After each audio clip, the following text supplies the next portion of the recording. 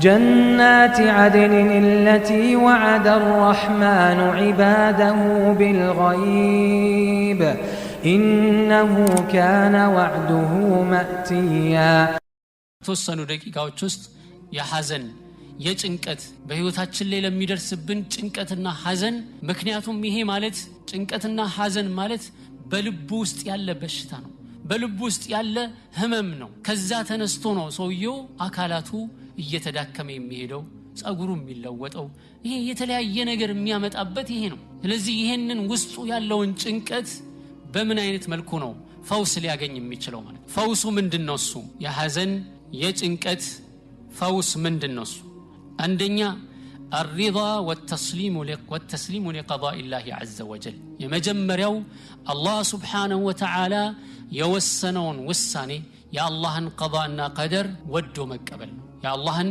ቀዳና ቀደር ወዶ መቀበል ነው كصهيب رضي الله عنه بتزجب حديث قال رسول الله صلى الله عليه وسلم يا الله ملكتني النبي صلى الله عليه وسلم من قالوا عجبا لأمر المؤمن يا مؤمن قداي اجج يميدنك ነው አሉ ان امره كله له خير ሁሉ ነገሩ ለሱ خير ነው وليس ذاك لاحد الا لمؤمن ይሄ ደግሞ ለሙእሚን ካልሆነ ለማንም አይደለም ان اصابته سراء شكر አስደሳች የሆነ ነገር ሲያገኘው አላህን ያመሰግናል فكان خيرا له ለሱ خير ይሆንለታል وين اصابته ضراء ጉዳትና አደጋ ሲደርስበት ደግሞ صبر ትዕግስት ያደርጋል فكان خيرا له ይሄ ለሱ خير ይሆንለታል ማለት ነው ስለዚህ አንዱ መፍትሄ ለሐሳብ ለጭንቀት መፍትሄው ምንድነው እሱ قدر الله ما شاء فعل ለዚህ ነው አላህ መልእክተኛ ነብዩ ሰለላሁ ዐለይሂ ወሰለም ምንድነው ያሉት احرص على ما ينفعك በሚጠቅምህ ነገር ላይ ተንቀሳቀስ ለፋ ሞክር የራስህን ጥረት አድርግ ولا تعجز ደካማቱን ሰነፋቱን ከዛስ በኋላ የሆነ ነገር በሚደርስብህ ጊዜ ولا تقل لو اني فعلت كذا وكذا لكان كذا وكذا ይሄን ባረግ ኖሮ ይሄ ይሆን ነበር ይሄን ባላደርግ ኖሮ እንዲህ አይፈጠርም ነበር አትበል ولكن قل قدر الله ما شاء فعل الله የወሰነው ነው እሱ የወሰነው ሆኗል በል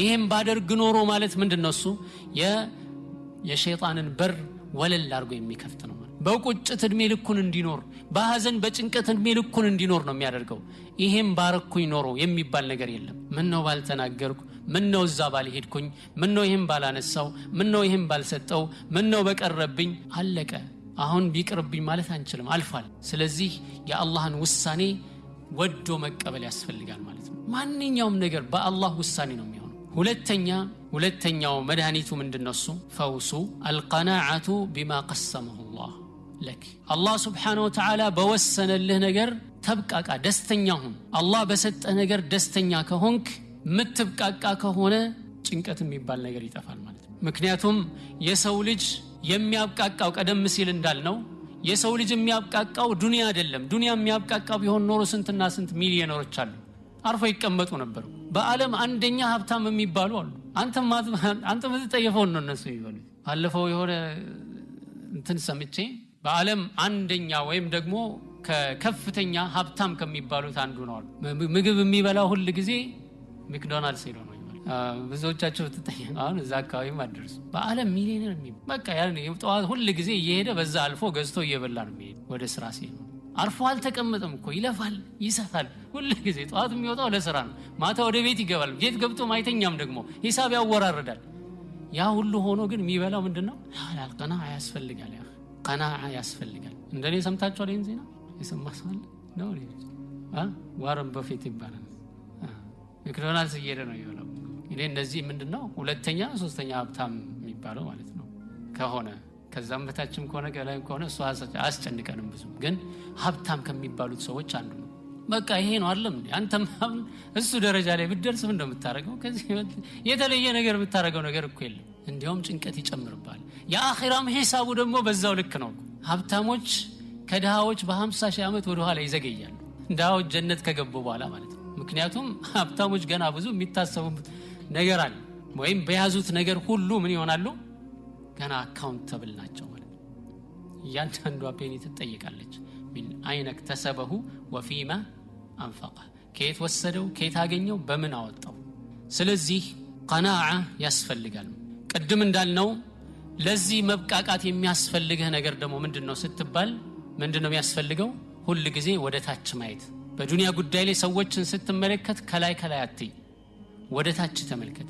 ሰዎች አሉ ዛሬ ሁሉ ጊዜ ጭንቀታቸው ወይም ቁጭ ብሎ ሲያወሩ የሚያወሩት የዓለም ሀብታሞች ማን አንደኛ ወጣ፣ ማን ማንንም በለጠው፣ ማን ምን ያስገባል፣ ማን ምን ያስወጣል፣ በምን ላይ ኢንቨስት አረገ፣ እንደዚሁም ደግሞ ምን እየሰራ ነው፣ እነማን ምን እያረጉ ነው። በቃ ዚክር ቢያረግበት ትልቅ ደረጃ የሚደርስበት ነው።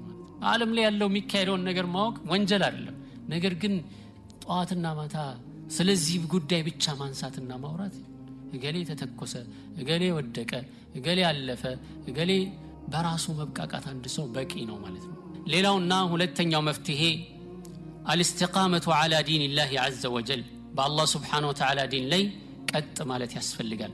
አላህ سبحانه وتعالى አደምን ሐዋን ሸይጣን ወደ ዱንያ ወረዱ ሲላቸው قال اهبطوا منها جميعا ሁላችሁም ወረዱ بعضكم لبعض عدو ያላቸው አንዳችሁ በአንዳችሁ قلنا اهبطوا بعضكم لبعض عدو ጠላት ሆናችሁ ትኖራላችሁ በዱንያ ላይ ከወረዱ በኋላ። ከነዛ ውስጥ ግን አላህ ምን አለ?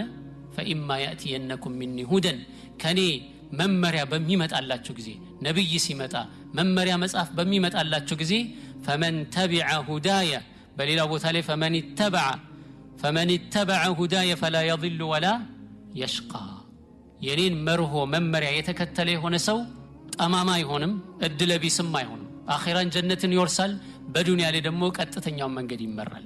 በሌላው አያት ላይ ደግሞ ምንድነው ያለው? فمن تبع هدايا የኔን መመሪያ የተከተለ የሆነ ሰው فلا خوف عليهم ولا هم يحزنون ፍርሃት የሚባል ነገር የለባቸውም፣ ሐዘንም አይደርስባቸውም። ስለዚህ በአላህ ዲን ላይ ኢስቲቃማ መኖር ሌላው ፈውስ ለዚህ ነገር መፍትሄው እሱ ነው ማለት ነው። ሌላው ለዚህ መፍትሄው ምንድነው ስንል ለሐሳብ ለጭንቀት መፍትሄው الإحسان إلى الخلق ለሰዎች መልካምን ነገር መዋል፣ ለሰዎች ኸይርን ነገር መስራት፣ መልካምን ነገር ለሰዎች ማሰብ፣ መልካምን ነገር ለሰዎች ውለታ መዋል። ለሰዎች ጥሩ ነገር የምትሰራ ከሆነ መልካምን ነገር የምታረክ ከሆነ ሐሳብና ጭንቀት ይለቃል ማለት ነው። የአላህ መልእክተኛ ነብዩ ሰለላሁ ዐለይሂ ወሰለም ምንድነው ያሉት? ከአቢ ሁረይራ ረዲየላሁ ዐንሁ በተላለፈ ሐዲስ قال رسول الله صلى الله عليه وسلم የአላህ መልእክተኛ ነብዩ ሰለላሁ ዐለይሂ ወሰለም ምን አሉ? من نفس عن مؤمن كربة من كرب الدنيا ከዱንያ ጭንቀቶች አንዱን የሙእሚንን ጭንቀት ያስወገደ የሆነ ሰው نفس الله عنه كربة من كرب يوم القيامة ከቂያማ ቀን ጭንቀቶች አንዱን ያነሳለታል። ومن يسر على معسر በችግረኛ ላይ ያገራራ የሆነ ሰው ችግረኛን የረዳ የሆነ ሰው يسر الله عليه في الدنيا والآخرة الله በዱንያም በአኺራም ያገራለታል። ومن ستر مسلما يستر የሆነ ሰው ሙስሊምን ነውሩን የደበቀለት የሆነ ሰው ستره الله في الدنيا والآخرة በዱንያም በአኺራም አላህ ይሰትረዋል። والله في عون العبد الله በባሪያው እገዛ ላይ ነው የሚሆነው። ما كان العبد في عون أخيه ባሪያው ወንድሙን ሙስሊም ወንድሙን እየረዳ እስካለ ድረስ እሱም ደግሞ አላህ Subhanahu Wa Ta'ala ይረዳዋል። ሙእሚን ወንድሙን መርዳት እስካላቆመ ድረስ አላህ Subhanahu Wa Ta'ala እሱን ከመርዳት አያቆምም ማለት نعم ሌላው የጭንቀትና የሐሳብ የሐዘን ፈውስ ምንድነው ስንል الإكثار من الصلاة والسلام على النبي صلى الله عليه وسلم በነብያችን صلى الله عليه وسلم ላይ صلواتን صلوات ማብዛት በነብዩ صلى الله عليه وسلم ላይ የጭንቅና የሐዘን መገላገያ ነው። በሰለዋት ላይ ችግር ያለበት ሰው የለም። ባረከላሁ ፊክ። ሰለዋት የማይወዱ የሚሉ ሰዎች አሉ። ሰለዋት አትወዱም እንዴ? ናም ሰለዋት አትወዱ? ዝም አላችሁ። እውነት ነው እንዴ? ባረከላሁ ፊኩም። ሰለዋት በጣም ወሳኝ የሆነ ነገር ነው። እኛ የምንቃወመው የቱን ነው? በታዕዚያ ቤት በየሰደቃ ቤቱ ያው መጽሐፍ ይዞ እየተወዛወዘ የሚለው ነው። እሱ በሸሪዓ የለም፣ በነብዩ ሰለላሁ ዐለይሂ ወሰለም ሱና ውስጥ የለም። ሰደቃ መብያ ነው። እሱ ነው የተቃወመው። ታዕዚያ ነው። በታዕዚያ ላይ ሰለዋት መختም አለበት ተብሎ አንድ ሰው ይቀመጣል። የሆነ ደግሞ አንድ የተጻፈ መጽሐፍ አለ ተንቢህ ላናም የሚባል በቃ እዛ ላይ ضعيفም موضوعም ተረቱም ሁሉም ተደባልቋል። እዛ ላይ በቃ الذي ينهى الذي يأمر ምናምን እያለ ብቻ ስለ ነብዩ ሰለላሁ ዐለይሂ ወሰለም እንደዚህ የሚያረጉ ነበሩ። اللهم صل وسلم على سيدنا مولانا محمد وعلى ال سيدنا مولانا محمد። እዛ ነብዩ ሰለላሁ ዐለይሂ ወሰለም እኮ ይሄን ይከለክሉ ነበር፣ ይሄን ያዙ ነበር። እንደዚህ ነው መልእክቱ ማለት ነው። በዛ ላይ ያለው የአላህ መልእክተኛ ነብዩ ሰለላሁ ዐለይሂ ወሰለም ላይ ሰለዋት የምናወርደው ግን ነብዩ ሰለላሁ ዐለይሂ ወሰለም ባስተማሩን መሰረት ነው። ሰላዋት እኮ ዒባዳ ነው። ሰላዋት እኮ ዒባዳ ነው። ዒባዳ አንድ ሰው እየጨፈረ ዒባዳ ያደርጋል እንዴ? በታሪክ አይታችሁ ታውቃላችሁ? እያጨበጨበ የሚሰግድ ሰው፣ እያጨበጨበ ዱዓ የሚያደርግ ሰው አሁን ነሺዳው ዱዓው በነሺዳው ነው አልኳናል። ዱዓው በነሺዳው ነው። ይሄን ነው እኛ የምንቃወመው። ነገር ግን በነብዩ ሰለላሁ ዐለይሂ ወሰለም ላይ ነብዩ ሰለላሁ ዐለይሂ ወሰለም ባስተማሩት መሰረት ሰላዋትን ማውረድ ወይም ዑለማዎች ሰሃባዎች ባረጋገጡት መሰረት ሰላዋትን ማድረግ በጣም ብዙ መፍትሄዎች አሉ፣ ጥቅሞች አሉት። ኢብኑል ቀይም ረሂመሁላሁ ተዓላ እንግዲህ ኢብኑል ቀይም ረሂመሁላሁ ተዓላ እነዚህ ሱፊዮች አህባሾች እንደሚሉት ማለት ነው ከእንግዲህ ከዋሃቢ ሸኾች አንዱ ናቸው። የነሱ ሸኾች እንኳን ያልሰበሰቡትን ፈዋኢድ ነው ሰላዋት በማድረግ ላይ ያሉ ጥቅሞችን የሰበሰቡት ነው። ከ40 በላይ ጥቅሞችን የዘረዘሩት ሰላዋት በማድረግ የሚገኙ ጥቅሞች። ናም በዚህ ላይ ግን ኡበይ ኢብኑ ከዕብ ረዲየላሁ ዐንሁ ምን ይላል? ቃለ ቁልቱ ያ ረሱለላህ የአላህ መልእክተኛ ሆይ ይላል ኢኒ ኡክሲሩ ሰላተ ዐለይከ በርሶ ላይ ሰላዋት ማድረግን አበዛለሁኝ እኔ አለ። ፈከም አጅዐሉ ለከ ሚን ሰላቲ ከማደርገው ዱዓ ምን ያህሉን በርሶ ሰላዋት ላድርግ አለ። ፈቃለ ማ ሺእተ የፈለግከውን አርግ አሉት ነቢ ሰለላሁ ዐለይሂ ወሰለም። ቃለ ቁልቱ ሩቡዕ ከማደርገው ውስጥ 1/4ኛውን ላርግ አላቸው። ቃለ ማ ሺእተ የፈለግከውን አርግ ፈኢን ዚድተ ፈሁወ ኸይሩን ለክ ግን ጨምረህ ከ1/4ኛ በላይ ብታደርግ ይጠቅምሃል አንተ ጥሩ ነው አሉ። ቁልቱ ንስፍ ግማሽ ላድርግ አላቸው። ከማደርገው ዱዓ ከማደርገው አዝካር ግማሹን ለርሶ ሰላዋት ላድርግ። ቃለ ማ ሺእተ የፈለግከውን አድርግ ፈኢን ዚድተ ፈሁወ ኸይሩን ለክ ብትጨምር ግን ይሻልሃል አንተ አሉ። ቃለ ቁልቱ ፈሱሉስ አው ፈሱሉሰይን አፍወን 2/3ኛውን ላድርግ አላቸው። ቃለ ማ ሺእተ ፈኢን ዚድተ ፈሁወ ኸይሩን ለክ እንደፈለግ የፈለግከውን ያህል አርግ ብትጨምር ግን ከ2/3ኛም በላይ ብታደርግ ለአንተ ኸይር ነው አሉት ነቢ ሰለላሁ ዐለይሂ ወሰለም። የዚህን ጊዜ ምን አለ ሰሓቢዩ? ቁልቱ አጅዐሉ ለከ ሰላቲ ኩለሃ ዱዓይን ሁሉ በእርሶ ላይ ሰላት በማድረግ ብቻ ሰላዋት በማድረግ ብቻ ጨርሳለሁ አላቸው። በእርሶ ላይ ሰላዋት ብቻ አደርጋለሁ አላቸው። ሁሉንም 1/3ኛውን አይደለም 2/3ኛውን 1/4ኛውን አይደለም ሁሉን ሙሉውን አደርጋለሁ አላቸው። ቃለ ኢዘን እንደዛ ከሆነማ አሉት ነቢ ሰለላሁ ዐለይሂ ወሰለም ቱክፋ ሐመክ ጭንቀትህን ትብቃቃለህ ጭንቀትህን ትገላገላለህ አሉት ነቢ ሰለላሁ ዐለይሂ ወሰለም። ወዩግፈሩ ለከ ዘንቡክ ወንጀልህም ይማርልሃል። ግልጽ ነው አለም ጭንቀትህን ትገላገላለህ የጭንቀት መገላገያ ነው ማለት ነው ይሄን ካደረግ። እንደዚሁም ወንጀልህ መራገፊያ ነው ማለት ነው ይሄን ካደረግ። ለዚህ ሰላትና ሰላም በነቢ ሰለላሁ ዐለይሂ ወሰለም ላይ ማውረድ የጭንቀት የሐሳብ የሐዘን ምንድነው መድኃኒት ነው ማለት ነው። እንዳልነው ግን ታዚያ ቤት ቁጭ ብሎ የሚያደርጉትን እንዳልሆነ እንወቅ ማለት ነው። የሰደቃ መብያውን አለ በነቢ ሰለላሁ ዐለይሂ ወሰለም ላይ እናወድሳለን እያሉ ሰላዋት መንዙማ እንላለን እያሉ እያጨበጨው የሚጨፍሩትን አይደለም። አንዳንዱ ደግሞ ሊያምታታ ሲፈልግ ምን ይላል? መንዙማ እኮ አረብኛ ቋንቋ ነው። መንዙማ ማለት ግጥም ማለት ነው። ምን ችግር አለው ግጥም? መንዙማ እኮ ችግር የለውም ይላል። አዎ መንዙማ ግጥም ነው።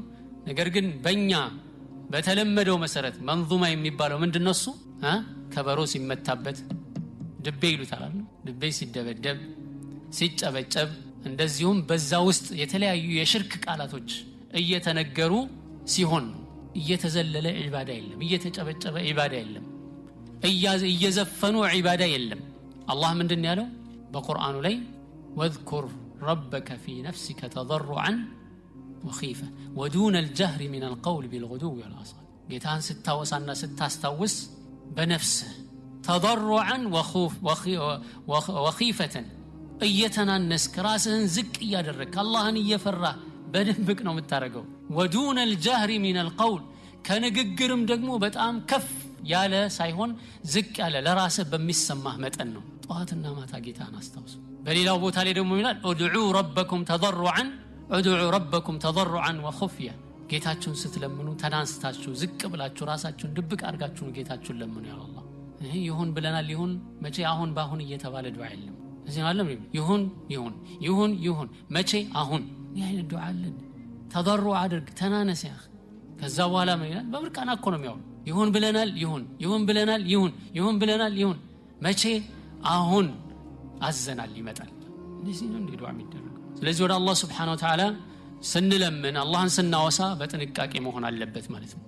ሌላው اللجوء الى الله تعالى بالدعاء والتضرع አላህን መተናነስ ተደሮ እያደረግን አላህን ልንለምን ይገባል። ያ አላህ ጭንቀቴን አስወግድልኝ፣ ያ አላህ ፍርሃቴን ሐዘኔን አስወግድልኝ ብለን ዱዓ ልናደርግ ይገባል ማለት ነው። ስለዚህ ነው አብዱላህ ኢብኑ አባስ ረዲየላሁ ዐንሁ ምን ይላል?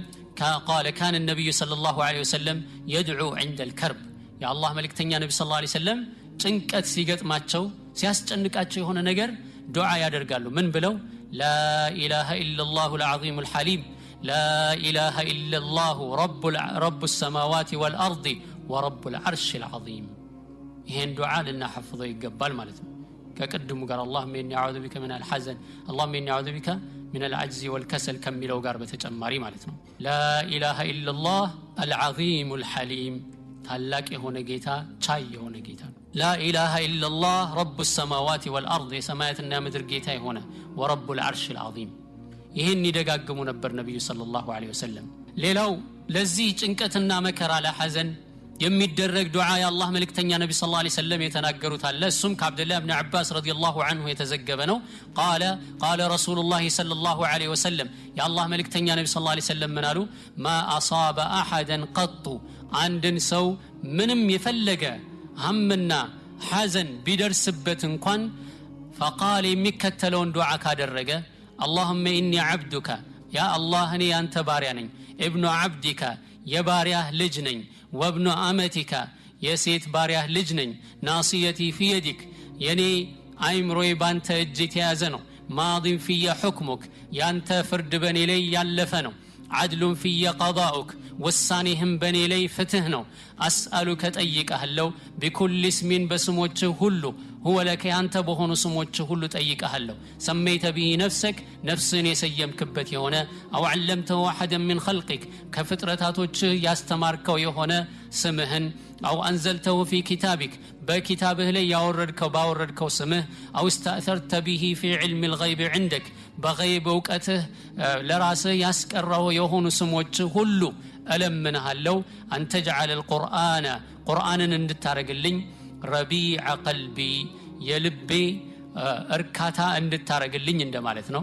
ونور صدري የልቤን ብርሃን የደረቴ ላይ ብርሃን እንድታረግልኝ وجلاء حزني የሐዘኔ ማስወገጃ እንድታረግልኝ وذهاب همي ጭንቀቴም የሚወገድበት እንድታረግልኝ እለምንሃለሁኝ ብሎ ይሄን ዱዓ ካደረገ ኢላ اذهب الله همه وحزنه الله ሐዘኑን ጭንቀቱን ያስወግድለታል وابدله مكانه فرحا በመተኩ ደግሞ ደስታን ይተካለታል። قال فقيل يا رسول الله الا نتعلمها እንማራት እንዴችን ዱዓ በማለት ጠየቁ። قال بلى او برغت تماروا على النبي صلى الله عليه وسلم ينبغي لمن سمعها ان يتعلمها ይችን ዱዓ የሰማት ሁሉ ሊማራት ሊሐፍዛት ይገባል ማለት ነው። اللهم إني عبدك ابن عبدك ابن أمتك ناصيتي بيدك ماض في حكمك عدل في قضاؤك أسألك بكل اسم هو لك سميت به نفسك أو علمته أحدا من خلقك أو استأثرت به في علم الغيب عندك أو أنزلته في كتابك أو استأثرت به في علم الغيب عندك أن تجعل القرآن ربيع قلبي ونور صدري وجلاء حزني وذهاب همي وغمي ይሄን ዱዓ ልናፍዘው ይገባል። አብዛኛው በጣም አስተማማኝ የሆኑ صحيح የሆኑ ዱዓዎችን ሒስነል ሙስሊም ላይ ታገኛላችሁ። ሒስነል ሙስሊም መሸከም የሚከብድ አይደለም፣ ኪስ ውስጥ የምታስቀምጠው ነው። ይሄን ኪታብ ካገኘን በጣም እንጠቀምበታለን ማለት ነው። እንዲሁም በሌላ ሐዲስ ላይ የአላህ መልእክተኛ ነብዩ ሰለላሁ ዐለይሂ ወሰለም ከዓሊ ኢብኑ አቢ ጣሊብ በተዘገበ ሐዲስ أن مكاتبا جاءه አንድ ባሪያ ነበር ከባርነቱ ለመላቀቅ ካስተዳዳሪዎቹ ጋር ይሄን አልከከፈልኩኝ ትለቁኛላችሁ ብሎ እሺ ብለው ተፈራርሞ ነበር እና ያንን ገንዘብ ማግኘት ፈለገ። ከዚያ ቢሰራ ቢደክም ቢለፋ ምንም ማግኘት አልቻለም ያንንም ያህል فقال اني قد عجزت عن مكاتبتي فاعني يا الله መልእክተኛ ነብዩ ሰለላሁ ዐለይሂ ወሰለም ዘንድ መጣና ምን አላቸው? እኔ ከተዋዋልኩት ካሳዳሪዎች ጋር የተዋዋልኩትን ገንዘብ መክፈል አልቻልኩምና አቅቶኛልና አግዙኝ አላቸው። قال الا اعلمك كلمات ቃላቶችን ላስተምርህ አሉት። አለ ዓሊ ኢብኑ አቢ ጣሊብ ረዲየላሁ ዐንሁ ነው عفوا ودا علي متونه النغغر يتناغروا علي دغمو من قالوا الا اعلمك كلمات علمنيهن رسول الله صلى الله عليه وسلم يا الله ملكتني استمارونين يتوسنو قالاتوች لاستمره قالوا لو كان عليك مثل جبل صبر دينا اداه الله عنك تراران የሚያክል እዳ ባንተ ላይ ተጭኖ ቢኖርብህ ያንን አላህ ያስወግድልሃል قال ما لو كذا اللهم اكفني بحلالك عن حرامك واغنني بفضلك عمن سواك ይሄን ዱዓ አድርጋለሁ اللهم اكفني بحلالك عن حرامك يا الله ከሐራምህ حرام ካደረከው ነገር حلال ባደረከው ነገር አብቃቃኝ እንደዚሁም واغنني بفضلك عمن سواك ባንተ ትሩፋት ከሌሎቹ ሁሉ አብቃቃኝ ባንተ እንድብቃቃ አድርገኝ እንደማለት ነው እነዚህና የመሳሰሉ ዱዓዎችን በማድረግ ከጭንቅ መገላገል ይቻላል ከነዛ መካከል የአላህ መልእክተኛ ነብዩ ሰለላሁ ዐለይሂ ወሰለም ከሰዓድ ኢብኑ አቢ ወቃስ በተዘገበ ሐዲስ ምን አሉ ነብዩ ሰለላሁ ዐለይሂ ወሰለም ኢንሻአላህ የመጨረሻችን ይሆናል دعوة ذي النون إذا دعا وهو في بطن الحوت لا إله إلا أنت سبحانك إني كنت من الظالمين فإنه لم يدع بها رجل مسلم في شيء قط إلا استجاب الله له من قالوا يا الله ملك تنيا نبي صلى الله عليه وسلم بزي حديث لي يا نبي الله يونس دعاء ያደረጉት እዛ በአሳ ነባሪ ሆድ ውስጥ ሆነው ያደረጉትን ዱዓ አሉ ነብዩ ሰለላሁ ዐለይሂ ወሰለም لا اله الا انت سبحانك اني كنت من الظالمين የሚለውን ዱዓ ያደረጉትን فانه لم يدعو بها رجل مسلم የሆነ ሰው በዚህ ዱዓ የሚያደርግ አይኖርም في شيء قط በአንድም ነገር ቢሆን በምንም ነገር ቢሆን ይሄን ዱዓ የሚያደርግ አይኖርም الا استجاب الله له الله سبحانه وتعالى ያንን ዱዓ ቢቀበለውና ቢሰማው እንጂ ማለት ነው ስለዚህ ከሞላ ጎደል እንግዲህ ይሄንን ይመስላል በጥቅሉ አላህ Subhanahu Wa Ta'ala ከሐዘን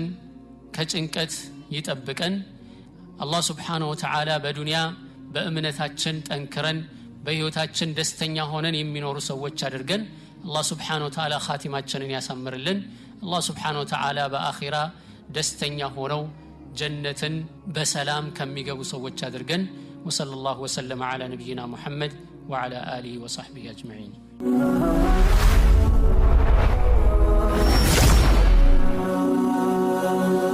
سبسكرايب بمرق بيتساب يهرو